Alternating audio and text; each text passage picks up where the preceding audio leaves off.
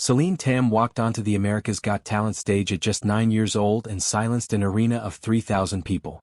Her voice carried the kind of weight that takes most artists decades to find. Judges called her a once-in-a-generation talent. Millions watched, millions cried, millions believed her future was already written. But behind that extraordinary voice was a family story far more complicated than any televised performance ever revealed, and the truth behind her rise is far darker. Celine Tam Tia Ziquan was born in Hong Kong in 2008. And from the very beginning, music in her household was not a hobby. It was not something that happened on weekends or at school recitals. It was the foundation the family was built on. Her father, Peter Tam, was a vocal coach and performer himself. He had spent years working in Hong Kong's entertainment circuit, and when Celine showed early signs of ability, he didn't wait. Training began before she turned 5 years old. Not casual singing. Structured, deliberate vocal work, the kind normally reserved for teenagers preparing for conservatories. By the time she was 7, she had already performed publicly in Hong Kong more than 40 times. That number is not an estimate. It comes from local entertainment records that tracked her regional appearances during that period. 40 performances before most children have lost all their baby teeth. Peter managed everything. Song selection. Stage presence. The way she carried herself in front of a crowd. According to people familiar with the Hong Kong entertainment scene at the time, he was present at every rehearsal, shaping not just how she sang but how she spoke about singing. Local media covering her 2016 regional performances noted something that didn't quite fit the narrative of a naturally gifted child. They described her performances as technically precise but emotionally unusual for a child her age. That phrase, emotionally unusual, is the kind of careful language journalists use when they notice something they can't fully explain. Her mother was almost entirely absent from her public story. Not just from interviews or stage appearances, from the story itself. At a time when most child performers are introduced to audiences alongside both parents, Celine's mother was simply not there. That absence went largely unexamined in 2017. It wouldn't stay that way. She did not arrive at the AGT audition as a discovered talent, a child who wandered in off the street and stunned everyone. She arrived as a carefully prepared product. Years in the making. The American audience had no way of knowing that. They saw a 9-year-old girl with an extraordinary voice. What they didn't see was everything that came before it. Peter controlled every detail of her training from the time she was 5 years old. Do you think that kind of pressure builds greatness, or quietly breaks a child? Drop your answer below. In June 2017, Celine walked onto the season 12 stage of America's Got Talent. She was 9 years old, barely tall enough to reach the microphone stand. And she performed, "You Raise Me Up."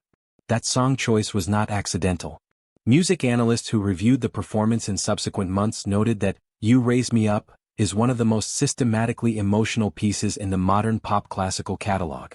It builds slowly, peaks at a moment of full orchestral swell, and its lyrical content, being lifted by someone who loves you, lands differently when the person singing it is a child standing alone on a stage. The choice was deliberate. It was engineered to trigger a specific emotional response. And it worked exactly as intended. The audience reaction was immediate. All 4 judges rose to their feet before the final note finished. Simon Cowell, who had spent decades on television watching thousands of auditions, reached for the golden buzzer, one of only a handful awarded across the entire season. Gold confetti fell. The crowd was on its feet. Celine stood at the center of it, composed in a way that, again, felt emotionally unusual for a child her age. Within 72 hours of the clip being uploaded online, it had reached 12 million views. It trended in 14 countries. Comments poured in from across Asia, Europe, and North America. People who had never watched AGT shared it. It became one of the most watched audition clips of that entire season. But there was a moment in the pre-performance segment that most viewers processed quickly and moved past. Celine, speaking to the cameras before taking the stage, mentioned that her mother was far away. It was a brief statement. It was edited into the broadcast as a small emotional detail, the kind of personal touch that reality competition shows routinely use to build connection between contestant and audience. What it actually was something heavier. Producers later confirmed in a 2018 Hollywood Reporter profile that the mother's absence had been discussed at length during pre-show interviews. The production team was aware of it. But it was not explored on air. It was trimmed down to a single quiet line and left there. The standing ovation was real. The tears in the audience were real. The 12 million views were real. But the emotional core of that performance, the reason You Raise Me Up hit as hard as it did when sung by that particular child, pointed directly at a wound the show chose not to open. And that wound had a history far longer than one televised audition. Peter Tam was not a stage parent in the way that phrase is casually used.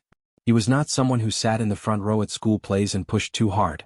What he built around Celine was something more structured than that, and more total. According to a 2018 investigative feature published by the South China Morning Post, Peter had been managing Celine's performance schedule since she was 6 years old.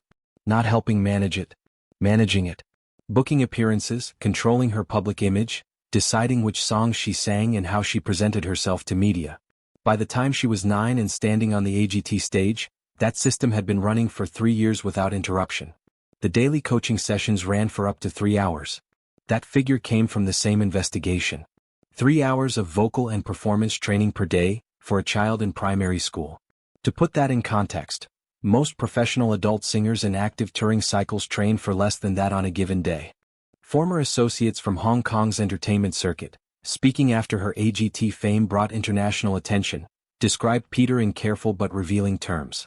The phrase that appeared more than once across those accounts was meticulous to the point of controlling. That is not the language people use to describe a devoted father. That is the language people use when they are trying to be accurate without being cruel. He was present at every rehearsal during the AGT filming period. Every press appearance. Every off-camera meeting. Celine was 9 years old, an age when most children have no public identity at all, when the largest performance most kids give is a birthday party or a school assembly.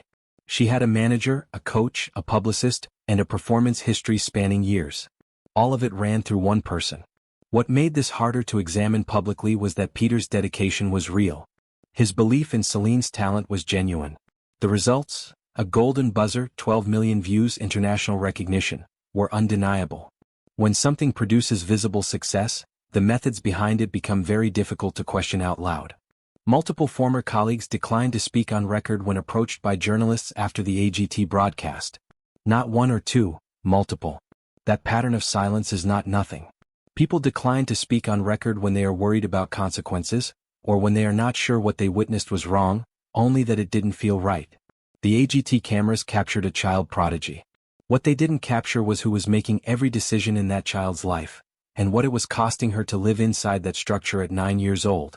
What the cameras didn't capture is exactly what this channel exists to find. If you want the stories behind the stories, not the highlight reel, subscribe. There's a lot more where this came from. Celine did not win America's Got Talent Season 12. She was eliminated before the finale, finishing outside the top 10. In the context of the competition, that is not unusual. AGT eliminates dozens of acts across a long season, and finishing outside the top 10 does not define a career. For most performers with her level of visibility, elimination is simply the beginning of what comes next. For Celine, what came next was silence. The drop in public attention was steep and fast. A child whose face had appeared on front pages across Asia, whose audition clip had accumulated 12 million views in 72 hours, whose name had trended in 14 countries. That child largely disappeared from public view within months of the season ending. By early 2018, her social media activity had slowed to a fraction of what it had been during the competition period.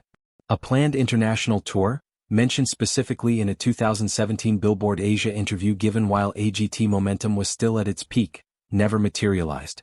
No official cancellation was announced. No explanation was offered. The tour was discussed, then it simply was not discussed anymore. Sources close to the family, speaking anonymously to a Hong Kong entertainment blog in 2019, indicated that negotiations with 2 US-based talent agencies had broken down during that period. Both discussions ended without a signing. No official reason was given by either agency or by the family. In the entertainment industry, failed agency negotiations happen regularly. But 2 separate breakdowns following a golden buzzer performance that reached 12 million views is not a routine outcome. Through all of this, the mother's absence remained constant. As Celine's public profile grew quieter, that absence became harder to overlook. It was no longer a small detail edited into a pre-show segment. It was a persistent gap in the story that nobody in the mainstream press was examining. There were no public performances logged for Celine in all of 2019. Not one. Simon Cowell, during the AGT broadcast, described her as one of the most talented performers he had seen in 40 years of working in the industry. 40 years. That is the kind of statement that is supposed to open doors, not precede 2 years of complete public quiet. The silence that followed her AGT run was not the silence of a family choosing privacy. It was something else. And what was happening inside that family during those years would only begin to surface much later. There is a version of Celine Tam's story that America's Got Talent told. A gifted child. A proud father. A voice that silenced a room. That version was real. But it was incomplete in a way that, looking back, feels like a deliberate omission rather than an oversight. The story AGT never told, and that Western media largely ignored, was the fractured family structure that existed underneath every single one of those performances. Celine's mother was not simply absent from the television broadcast. She had been living separately from the family for a significant period of time.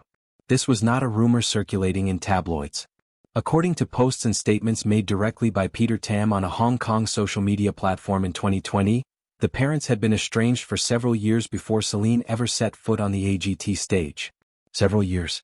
That means during every rehearsal, every regional performance, every one of those 40-plus public appearances she gave before age 7, her mother was already gone from the picture. That context reframes everything. You Raise Me Up is a song about being supported by someone who loves you. About being lifted when you are down. About not being left alone. It is, at its core, a song about the presence of someone who stays. Celine performed it in front of 3,000 people in that arena and 12 million more online. Multiple Hong Kong commentators who analyzed the performance in its full cultural context noted at the time that the song selection was not simply strategic from a vocal standpoint, it was emotionally loaded for a child living through a broken home. They made that observation publicly. Western media did not pick it up. In 2021, a child psychologist interviewed by a Taiwanese parenting publication addressed the broader pattern, without naming Celine specifically. The psychologist noted that children of separated parents who perform grief-adjacent songs publicly are often processing real emotional experiences on stage. Not performing emotion. Processing it. Using the stage as the only space where the feeling has permission to exist. That is what Celine was doing. At 9 years old. In front of the world. And the production team, who had discussed the mother's absence at length in pre-show interviews, chose to reduce it to a single edited line about someone being far away. The audience cried because the performance was moving. They did not fully understand why it was moving, because the full context was never given to them. The grief in that performance was not manufactured for television. It was real. It belonged to a child who had been carrying it for years before the cameras arrived. Nobody in the production acknowledged it fully. Nobody in the American press investigated it. The moment passed, the clip went viral, and the wound at the center of it remained unexamined. Most of us have seen a child carry something too heavy for their age, in a family, in a classroom, somewhere. Celine carried hers in front of 12 million strangers. If that connects with something you've seen or lived, say it in the comments. By 2022, Celine Tam had largely stepped away from the international spotlight. Not with an announcement. Not with a statement. Simply by being less and less present until the absence became the default. She continued performing in limited regional contexts across Asia. Occasional videos appeared on her YouTube channel, the same channel she had maintained since 2016, showing a teenager who still possessed something genuinely rare. The voice had grown. The control was still there. Whatever Peter had built in those early years of daily 3-hour training, it had not disappeared. But the audience had. Her YouTube channel carries over 800,000 subscribers, a number that reflects the wave of attention that followed her AGT audition. Recent uploads average fewer than 50,000 views. That gap, between 800,000 subscribers and 50,000 views per upload, tells its own story. The people who subscribed in 2017 because a clip moved them have largely moved on. The new audience that should have replaced them never fully arrived. She turned 16 in 2024. There are no confirmed major label signings. No international tour announcements. No U.S. television appearances in the 6 years since AGT Season 12 aired. The trajectory that Simon Cowell's Golden Buzzer was supposed to launch simply did not materialize in any publicly visible form. She has not given a major English-language interview since 2018. What her private life looks like, whether her father still manages every aspect of her career, whether her relationship with her mother has changed in any meaningful way, whether she still wants to be a performer or whether that was always someone else's dream more than her own. None of it is publicly known. The world gave her a standing ovation. It streamed her clip 12 million times. It trended her name across 14 countries. And then it moved on, the way audiences always do, toward the next extraordinary child on the next glittering stage. Celine Tam is still out there. 16 years old. Still singing by all available evidence. But the full story of what happened to that 9-year-old and her extraordinary voice, the cost of the training, the weight of the absent mother, the silence after the spotlight, that story is still unfinished. Celine Tam's story isn't the only one like this. There's another AGT child prodigy whose life after the show took an even darker turn, and that story is already on this channel. It starts exactly where this one ends.